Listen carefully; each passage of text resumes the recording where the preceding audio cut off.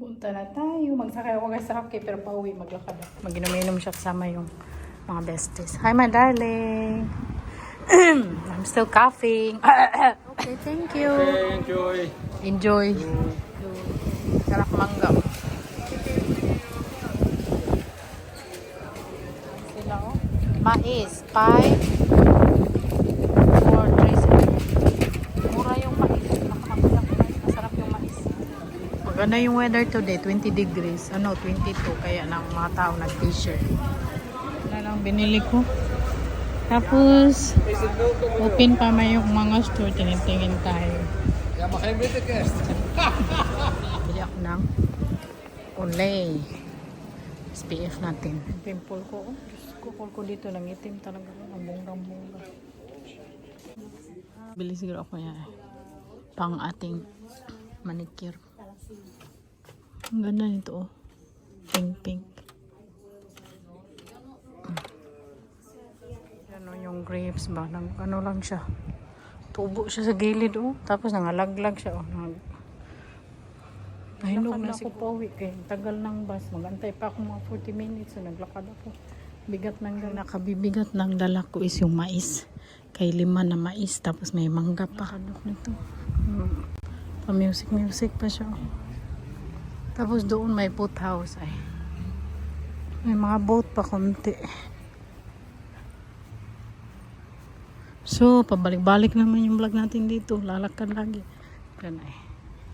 Yan, boat house yan. Pwede kang mag-rent yan. Hindi ko alam. Siguro mga 200 euro per night. Ganyan. Pauwi na tayo. Yung bigat-bigat ang dala ko. Nakit yung baga ko. Tapos ubo ako. Kakainis. Yan yun. Naghinto ako dito. Kaya napagod. Pagod ako. Ngayon lang ako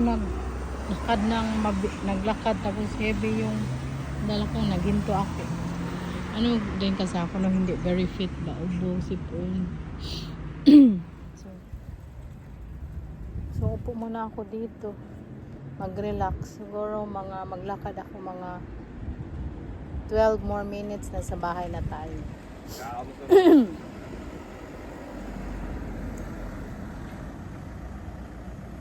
Relax. Diyan, may rotunda. Tapos may upuan dito ba? Kung gusto mo mag-upo, din may upuan. Tapos yung likod nito is yung park. Madaming mga itik dyan. Park. So dito muna ako uupo. Kasi sa bahay namin, sa loob ng apartment, sobrang init. Sa labas, 23 degrees. Sa loob ng bahay, 26. Tapos ang tagal siya mag-cool. Kaya mainit yung semento ba? Ano talaga, mag-reflect yung sun. Tapos, kaya din ako hindi masyadong nakatulog kaya sobrang init. Sa Pinas, may aircon man. Dito walang pambiling aircon.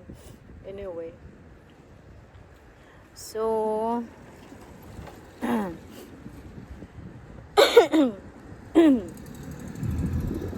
daming dumadaan na nagbabike, naglalakad. Tapos nag-iap ako sa nagbike at naglakad.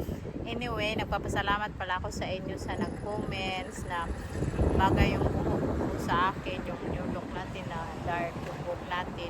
Ito naman talaga yung natural color ko, no?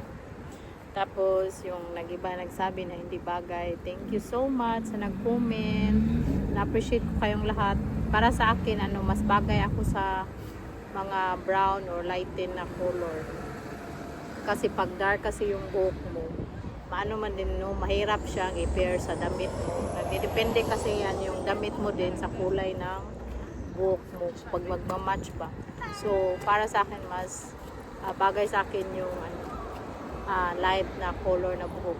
Anyway, nag-vlog ako dito ba yung camera nandito pero yung mata ko kahit saan kasi ang daming nang labay ng mga tao tapos nagtingin sa akin, tingnan ko din. Anyway, so yan, mas bagay sa akin yung light na color. Pag-uwi natin next time sa Pinas, reconstruct ko yung kilay ko, tapos change ko ng kulay, yung light na very light na talaga yung brown or light brown or yung magkamatch sa buhok ko kasi pakulayan ko din yung buhok ko ng ano na naman Baka iba na naman yung kulay. Or siguro mga ash blonde ganyan. So, maraming salamat sa nag-comment. Appreciate ko kayong lahat. Ubo ng ubo ako at hindi ako nakadala ng tubig. Kasi magbasa na ako. Kaya lang yung bus, 1 hour, every hour ang bus.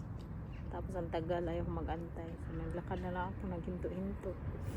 Naghihap sa mga nanlakaw. Uwi na ako, hindi ko malayan ba? Cellphone ako. Kalas 7 na pala. Baka si Zaki pa uwi niya. Tapos madaanan niya lang ako doon. Nagpuupo.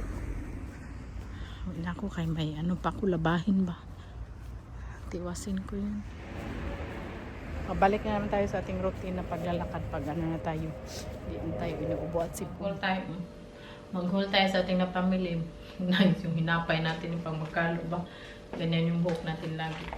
Nagbili ako dumaan ako sa supermarket dito, harap sa amin, nagbili ako ng chicken kasi bukas gusto kong magawa ng Korean fried chicken. At magawa tayo ng mango salad. Lalagyan natin siya ng iceberg slaw. Netherland may yun. Lettuce ba ito? Iceberg slice. Netherland na word. Anyway. Kahit kami ni Saki nandoon sa Pinas, ng Netherland kami, pag kami lang mag-usap para hindi ko talaga makalimutan ba yung salita. Tatadin.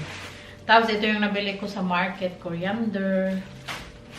Tapos, kaya bigat isang mangga na matigas, isang avocado at garlic. Uy! At mais. 5 mais. Ang sarap nito, mais. Ano lang to? €3.75 yung 5 mais. Pag isa lang yung bibilhin mo, 1 mais is €1. So, pag 5, makasave. Kaya 5 nang binili ko. Tapos, mag-aluag ako ng mais bukas. Magawa ng Korean fried chicken. At mango salad. Yun lang kakainin namin. Tapos, nagbili ako ng Pampers. Pero tapos naman ako, no? Katapos ko lang nag-regla. Nagbili lang ako kay buy one take one man. Insert ko natin. At nagbili ako ng dark chocolate with almonds. May almonds siya. Masarap. Yung sa akin, mas gusto niya yung dark chocolate with hazelnut. Mas gusto ko almonds. Tapos nagbili ako ng chocolate na coconut. Paborito doon niya. Ito siya. Paborito ko din yun. Yun lang. Mag-isa dito. Tapos sagutin ko yung tanong nyo. Atin yun kasi wala si Saki. Anyway, may nagtanong kasi bakit hindi kami nagkatuloyan ng ex ko. Yung ex ko pala ay Swedish. Sagutin natin ka wala si Mr. ba. Anyway, so hindi kami nagtuloyan kasi twice a year lang siyang magpunta sa Pinas noon. Tapos very serious naman yun siya sa akin. Very pa yung galante. Tapos si Saki kasi kasi siya magpunta sa Pinas ba? Almost like 5 times in 1 year. So, tapos magstay siya doon si Saki ng 4 weeks to 3 weeks. So, sabi ko talaga, sino kaya yung pipiliin ko na gugulan ako that time ba? Tapos si Saki yung very sincere, yung laging nandyan. Kasi gagawa niya yung lahat sa akin. Yun, basta siya ang laging nandyan ba? So, pero hindi kami usap yung ex ko, hindi kami nagkausap na maghiwalay, ganyan. Nag-chat pa yun siya nag-chat pa nga yun siya sa akin na saan na ba daw ako, parang ginost ko siya. Parang nawala na lang ako ba, parang bulay, hindi kami naghiwalay, ganyan, kasi nahiya ako ba. Kasi very, yun siya sa akin, very good, wala siyang kasaan nagawa. Siyempre, no? Siyempre, yung mga foreigner, magpili din yan sila, no? So, tayo din magpili tayo kung sinong mas okay sa atin. So, yung, napili ko si Saki kasi siya ang laging nandyan. Tapos, yung kasi, yung Swedish ko na ex, very bata pa yun. Siguro, yan siya, yung age gap namin, 3 years lang. 3 years yung gap namin, 3 o 4 lang. Tapos si Saki, 20 years yung gap namin. So sabi ko, bata pa siya. So tapos wala akong masyadong bata na boyfriend noon. Mas matanda talaga ng bonggang-bongga. Pero mas okay talaga pag bata kasi mas makasundo mo siya. Very kami noon, very magtatravel kami kung saan-saan. Very magkasundo kami sa lahat ng bagay. sa lahat.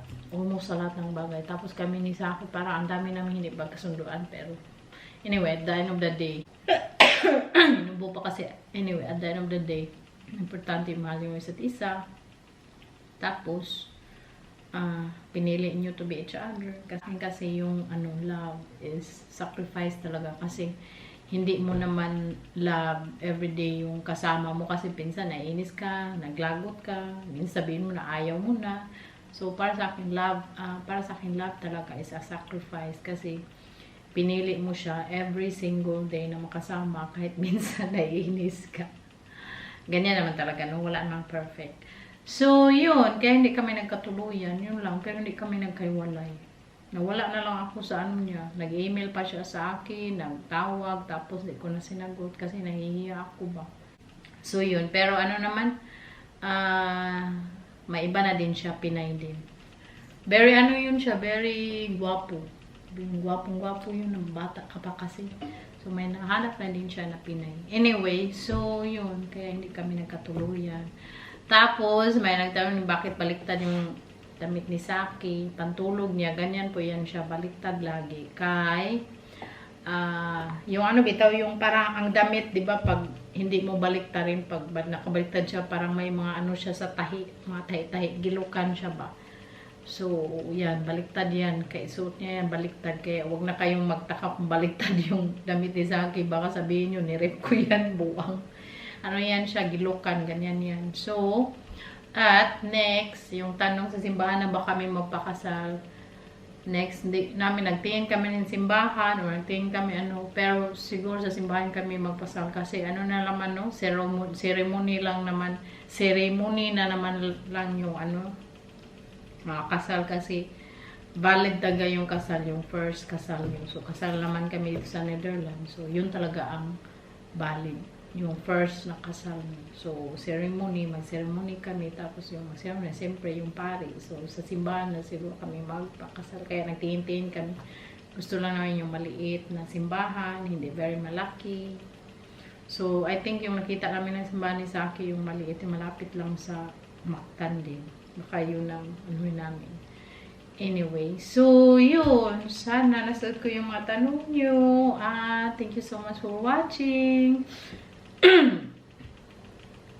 Ubo-ubo ako kaya nahiya akong maglabas, mag-ubo-ubo kasi lalo na pag nasa supermarket ka tapos nasa cashier ka tapos yung nagkasunod nagtingin sa'yo kaya nag-ubo-ubo ka ba. Kaya sana okay na to eh. So thank you, bye, I love you all, see you next time.